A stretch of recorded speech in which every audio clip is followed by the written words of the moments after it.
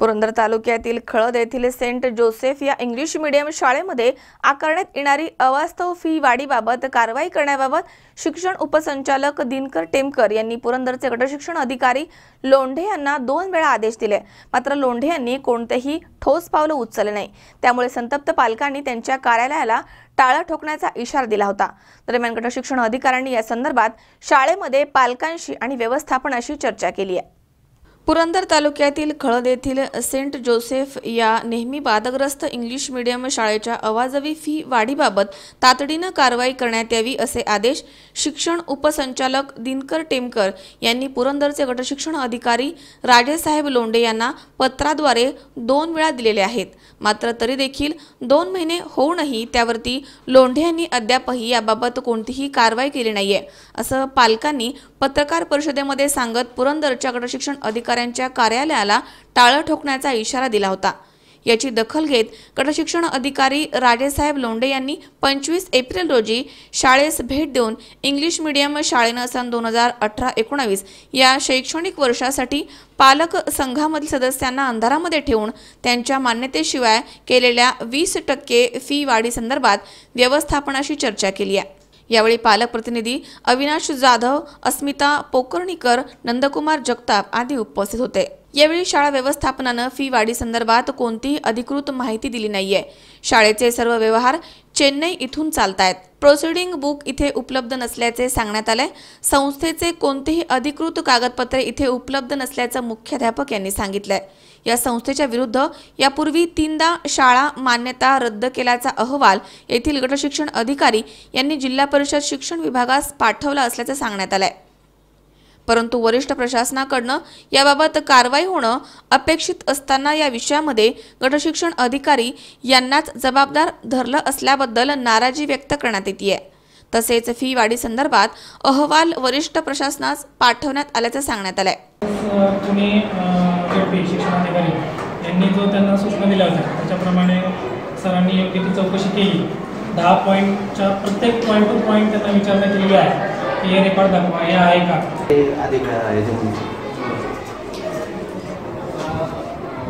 शाळेचं सहकार्य आहे, हां बरोबर, पालकांची नाराजी आहे, संतोष आहे, भविष्यामध्ये काय व्यवस्थेचा होऊ शकतो शाळेच्या आणि संस्थेचा पण हस्तक्षेप आहे।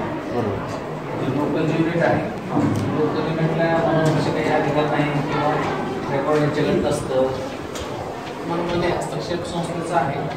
आम्ही चेन्नईमध्ये बसून हे कारभार चालवतो, बरोबर, चुकीचं आहे।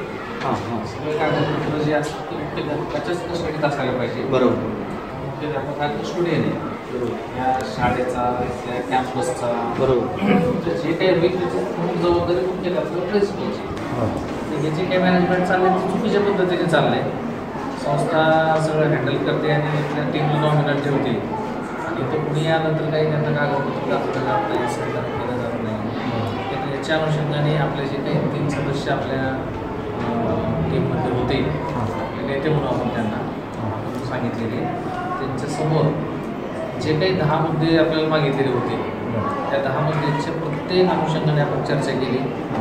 कुठल्याही पद्धतीचे डॉक्युमेंट आपल्याला दिलेलं नाही, त्याच्याबाबत कारवाई करण्यात यावी असं स्पष्ट आपण रिपोर्ट बनवलेला आहे। आता तुम्ही शासनाचे अधिकारी आहात, तुम्ही कलम 204 याच्यावरती कोणाला स्टेट गव्हर्नमेंटला NOC सर्टिफिकेट घेऊ नये असं तर शासनाने आपल्याला ह्याला कळवलं, म्हणजे आपले राज्य शासनाचं NOC दिलं नाही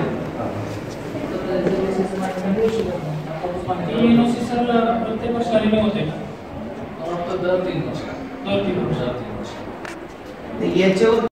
यावेळी पालक संघाचे प्रतिनिधी अविनाश जाधव, अरविंद चिव्हे, गोपिका फरांदे, सीमा कापरे, दिलीप कामथे, नंदकुमार जगताप, अस्मिता पोकर्णीकर, दीपाली जगताप, सयाजी वांडेकर, संतोष जगताप यासह अनेक पालक उपस्थित होते। या शाळेबाबत अनेक तक्रारी येत आहेत।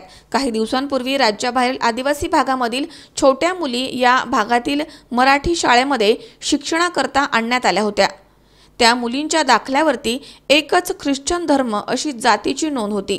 येथील स्थानिक कार्यकर्त्यांनी चौकशी केली असता या सेंट जोसेफ स्कूल प्रशासनानं त्या मुलींना स्वतःची शाळा असताना आणि विविध भाषिक असताना मराठी शाळेमध्ये का टाकलं आणि त्या 14 मुली आता कुठे आहेत हे गूढ अद्यापही कायम आहे। आज या ठिकाणी सेंट जोसेफ शाळेमध्ये जी मनमानी कारभार चाललेला आहे त्यांचा, की पालक आज एवढ्या संख्येने उपस्थित झाले। पालकांच्या उपस्थितीची दखल तर त्यांच्या सिस्टरनी घेतली, येऊन त्या ठिकाणी रजिस्टर सादर केलं की त्याच्यामध्ये तुम्ही उपस्थितीच्या सह्या करा। मात्र त्या ठिकाणी साधं कोणत्याही पॅरेंट्सला विचारलं नाही की तुम्हाला नक्की म्हणजे आलाय कशा करता किंवा चहा पाणी। एवढ्या उन्हाचे सगळे पालक जवळपास 2 तास बसलेले असताना एकाही पालकाला पाण्याच्या व्यवस्थेबद्दल विचारलं नाही। त्याचबरोबर आज तुम्ही मैदानाची परिस्थिती बघत असाल तर आम्ही आलो त्यावेळी ही मुलं उन्हामध्ये या ठिकाणी खेळत होती। मैदानावर कुठेही लाल माती टाकलेली नाही। 40-40, 50-50 हजार रुपये फी घेऊन शाळेची ही दुरावस्था आहे आणि याचबद्दल आम्ही पालक आवाज करतो। तर शाळेचं प्रशासन आम्हाला उत्तर देत नाही, पालकांशी उत्तर द्यायला बांधील नाही अशी त्यांची बोलण्याची मानसिकता असते। विजयकुमार हरिश्चंद्रे, C24 तास, जेजुरी।